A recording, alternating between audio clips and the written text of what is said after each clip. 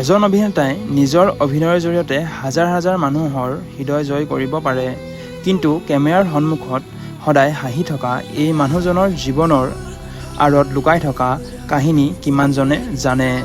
বকুল ধাৰাবাহিকত আদিৰ চৰিত্ৰত অভিনয় কৰি অগণন দৰ্শকৰ মন জয় কৰা এই অভিনেতাজনৰ বাস্তৱ জীৱন কেনেকুৱা, তেওঁ ক'ৰ পৰা আহিছিল, কেনেকৈ অভিনয় জগতত নিজৰ পৰিচয় গঢ়ি তুলিলে আৰু বহু দৰ্শকে সোধা এটা প্ৰশ্ন, তেওঁ বাস্তৱ জীৱনত বৈবাহিক নে?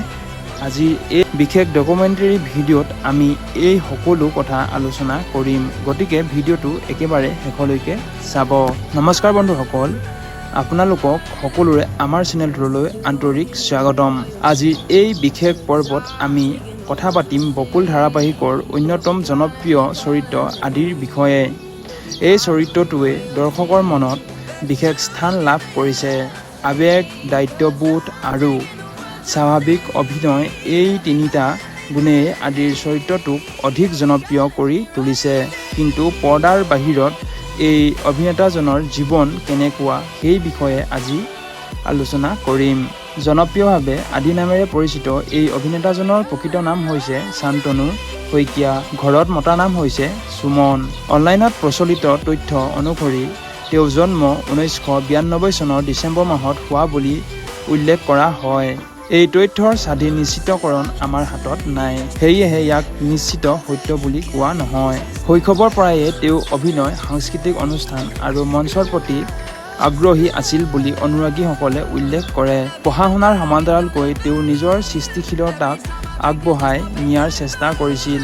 অভিনয়ৰ প্ৰতি থকা আগ্ৰহে তেওঁ ধীৰে ধীৰে মনোৰঞ্জন জগতলৈ লৈ আহে। এতিয়া আমি আদিৰ কেৰিয়াৰ যাত্ৰাৰ বিষয়ে কথা পাতিম। বহু নতুন অভিনেতাৰ দৰে তেওঁ সৰু সৰু সুযোগ পৰা নিজৰ যাত্ৰা আৰম্ভ কৰিছিল। ধাৰাবাহিকত অভিনয় কৰাৰ আগতে তেওঁ কেইবাটাও মিউজিক ভিডিঅ' আৰু আন কিছুমান প্ৰকল্পত কাম কৰাৰ সুযোগ লাভ কৰিছিল। পৰৱৰ্তী সময়ত জোনাক, এৰাবাদ আৰু বৃষ্টি আদি ধাৰাবাহিকত অভিনয় কৰি তেওঁ ধীৰে ধীৰে দৰ্শকৰ মাজত পৰিচালিত লাভ কৰে। কিন্তু বকুল ধাৰাবাহিকত আদিৰ চৰিত্ৰই তেওঁৰ কেৰিয়াৰ এক নতুন অধ্যায় আৰম্ভ কৰে। এই চৰিত্ৰত তেওঁ দায়িত্বশীল, সংবেদনশীল আৰু আৱেগিক ব্যক্তিত্বক যিদৰে উপস্থাপন কৰিছে, সেয়া দৰ্শকৰ যথেষ্ট আদৰি লৈছে। আদিৰ অভিনয়ৰ আটাইতকৈ ডাঙৰ শক্তি হৈছে তেওঁৰ স্বাভাৱিকতা। তেওঁৰ সংলাপ মুখস্থকৈ কোৱা যেন নালাগে, যেন বাস্তৱ জীৱনৰ কথোপকথন।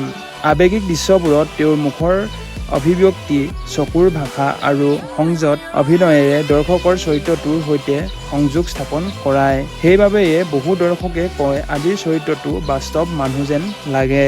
এতিয়া আহোঁ সেই প্ৰশ্নটোলৈ, যিটো অনুৰাগীসকলে সদায় সঘনাই সুধি থাকে, আদি বাস্তৱ জীৱনত বৈবাহিক নেকি? এই বিষয়ত সামাজিক মাধ্যমৰ বিভিন্ন ধৰণৰ আলোচনা দেখা যায়, কিন্তু তেওঁৰ ব্যক্তিগত জীৱনৰ বিষয়ে বিশ্বাসযোগ্য আৰু আনুষ্ঠানিকভাৱে নিশ্চিত তথ্য সীমিত। সেয়েহে কোনো অপ্ৰামাণিত দাবীক সত্য বুলি ধৰি লোৱাটো উচিত নহয়। এজন অভিনেতাৰ সফলতা কেৱল জনপ্ৰিয়তাৰে জুখিব নোৱাৰি, তেন্তে সেইটোৱে প্ৰকৃতৰ সফলতা। বকুল ধাৰাবাহিকত আদিৰ চৰিত্ৰৰ জৰিয়তে সুমনে বহু দৰ্শকৰ মনৰ মৰম লাভ কৰিছে।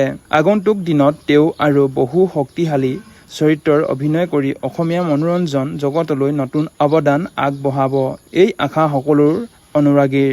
বন্ধুসকল, আপোনালোকৰ মতে বকুল ধাৰাবাহিকত আদিৰ কোনটো চৰিত্ৰ আটাইতকৈ ভাল লাগে? কমেণ্ট কৰি নিশ্চয় জনাব।